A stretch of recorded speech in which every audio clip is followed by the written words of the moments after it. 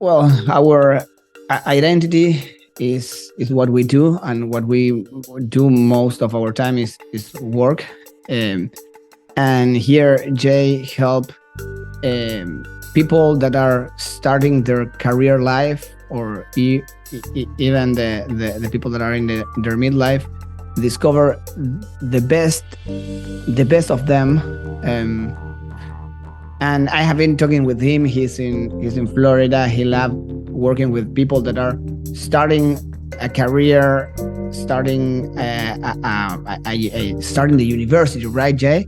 But also, Yeah. you like to help people that want to transition because they discover that, okay, this is not what I want to do anymore in my life. But centennials, they tend to know this better than midlife people, so tell us how you can help these early early stage Yeah. employees. Yeah. Thank you, Juan. Jay Rombach. I call myself the reinvention architect, and so it's exactly that, right? So we have an identity that needs to be utilized to its full capacity in order to get the career we want. So a couple things, like you mentioned. So someone starting a career that's in university, thinking about what's next, or actually How is old? Or 20 something? yeah, maybe graduated. It's like, Yeah. okay, here's what I studied, but what now what do I do? You have no idea what you're going to do at that. Yeah, so it's called a transition. So one transition in life is to start your work career. Another transition is that you're experienced, you're well into your work career at midlife or beyond, 40s, 50s, 60s. Yeah. And you need to change because of the transition. And for example, yesterday I was talking with a friend of mine who is in his 40s, or I don't know, yeah, another person that I'm not going to mention here. He's in his 40s as well, and they are leaving their corporate job, and they don't know what to do right now.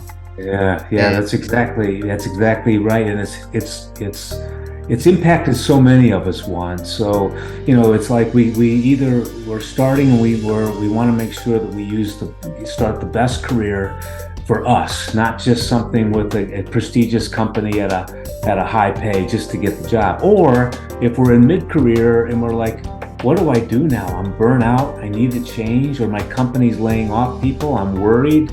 I don't know what to do. And so these are people in transition. And so what I essentially do is I help them first and foremost, before they get a job, is help them rediscover the best of who they are, right? Their strengths, their passions, their motivations, and help them really become clear on this. And it's commonly called a personal brand.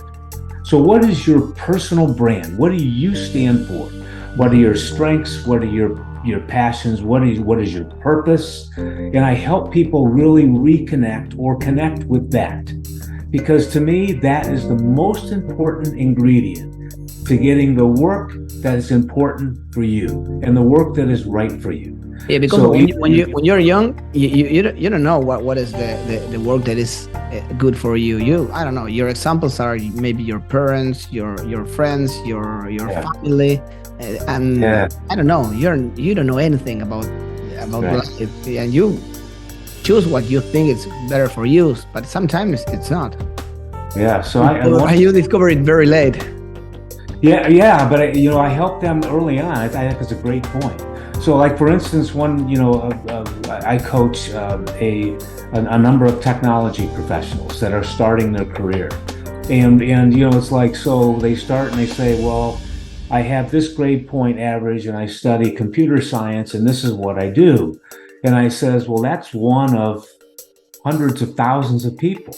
I says, who are you? What is your brand? How do you make a difference? What's that unique quality that you bring to computer science that differentiates you? That's your personal brand. So the earlier you discover that, the better that you can get the work that really inspires you and you can be really the best at. If you don't do that, Juan, if you don't connect with your own personal brand and identify it, your brand becomes and your identity becomes who you work for.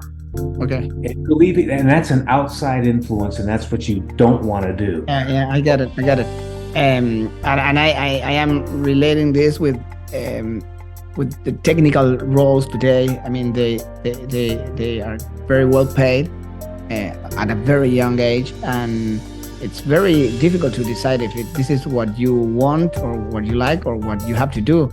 And I see a lot of people saying, hey, I want to quit my data scientist job. I don't like this. I want, maybe they want a job in the tech world, maybe as a manager, maybe building product, maybe they want to transition from tech to product or whatever. But it's hard when you get paid very well, and find a job is really easy.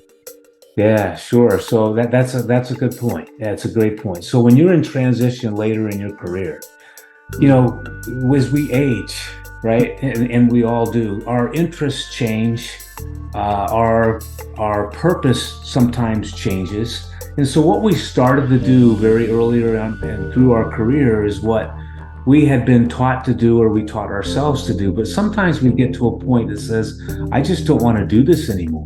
It doesn't excite me. My passion's not there. Or, you know what, the world is changing. This, all technology's changing, and the type of work I do maybe is no longer relevant. And I'm kind of worried, what do I do? So this is where, again, you reconnect with the very best of who you are. And I go through exercises to help people identify their strengths very clearly. What are some of the best attributes you've had in the best work and accomplishments you've had in your past, to identify those and to use those to create your vision for the future. And so it's so important. Yeah, Jay, but this is not only something useful for people, but also for the owners of the startups, for example, or for the companies, I guess, or not really, because if you have people working at your company, you as a manager or as a CEO, you may want them to be I mean, you want your employees to be their best. I mean, and if they are not, if they don't have to be there, it's better for them to leave. And if there's something they must improve to be better, I mean, with your help, they can improve and excel. Yeah. That's a great point. As business owners and the people that they work for, if you started your business and you're gonna scale and you're gonna grow, you can't have control over the things you maybe used to control with when you were working as a very small company. If you're gonna get bigger, you have to relinquish the control, and so you have to get the people that are gonna work with you and for you to believe in what you're doing, to have their strengths align with your strengths. And that you as a business owner have to say, I can no longer run this myself. We're going places, but I have to become a leader. I have to become someone who works best with my vendor partners, who understands strategy, who helps the employees want to work here because it's a good work.